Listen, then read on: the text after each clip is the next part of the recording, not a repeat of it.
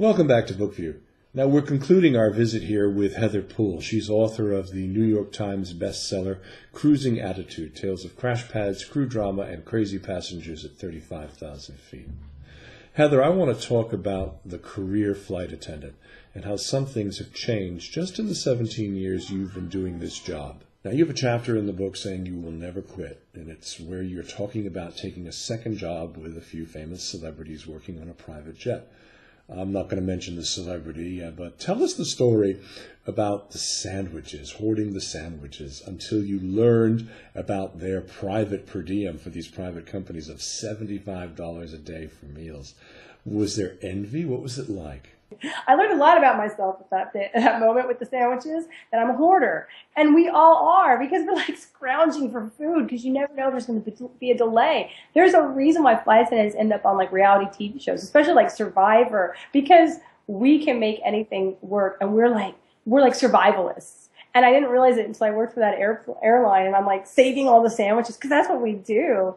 And I mean, it was a really great gig, and it was really fun, but there were, cons to it. For instance, you don't have a schedule. You don't know when you're going to fly. You might not fly, and I'd rather have a schedule and something that's a little more consistent. But I made more in 1 week working for that, I'm going to say it, working for Mark Cuban than I did working for my airline in a month.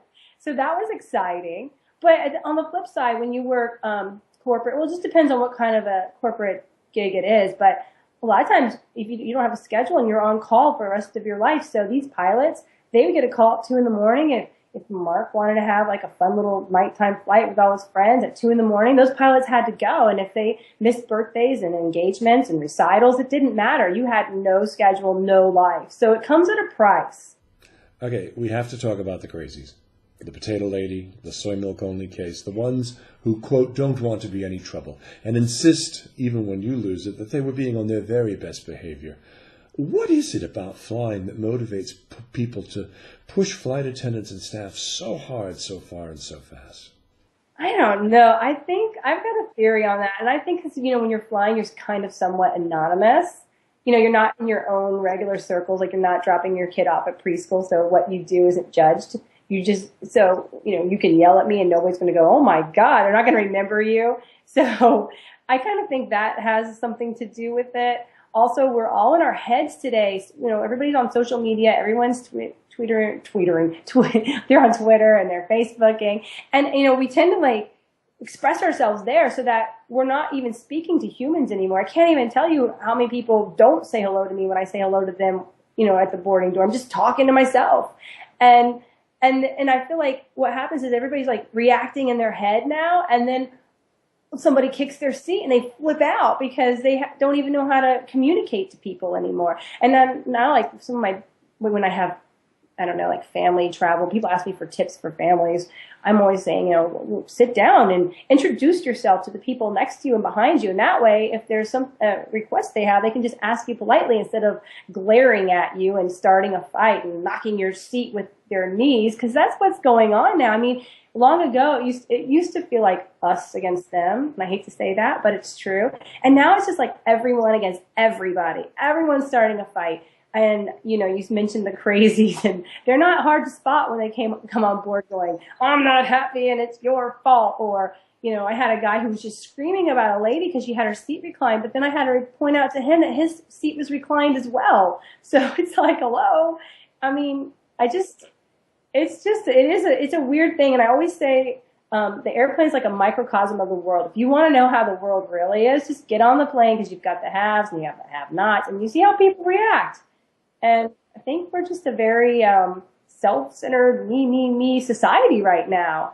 And whoever screams the loudest gets rewarded. This all reminded me of the story I heard when I was actually flying as a business traveler myself. And there was a canceled flight, and Mr. Important rushed up to the front of the queue and said, I need a first-class ticket to wherever he was going right now.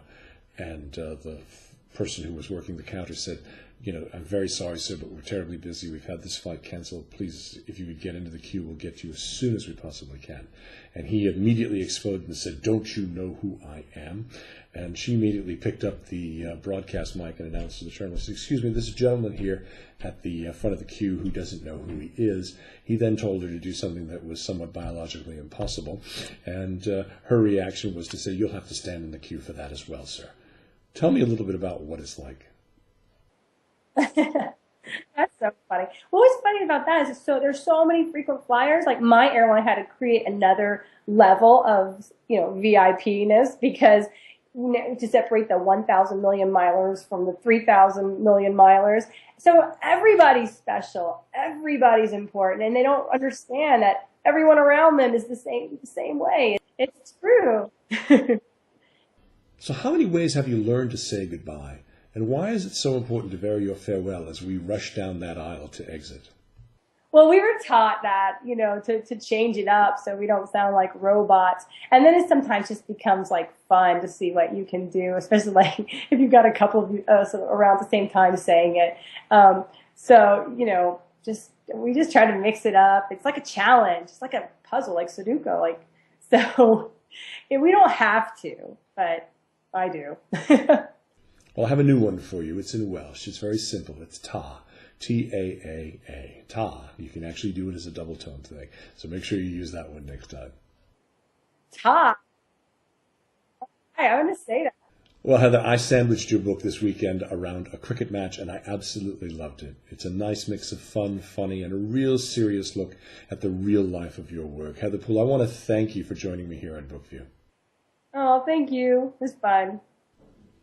Heather Poole is the author of the New York Times bestseller Cruising Attitude, Tales of Crashpads, Crew Drama, and Crazy Passengers at 35,000 feet.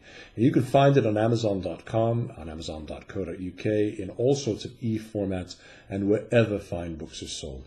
And you can follow her on Twitter at Heather_Poole, P-O-O-L-E, and her travel blog, Galley Gossip, is a weekly column for Gatling.com. You've been watching Bookview with Dennis Campbell.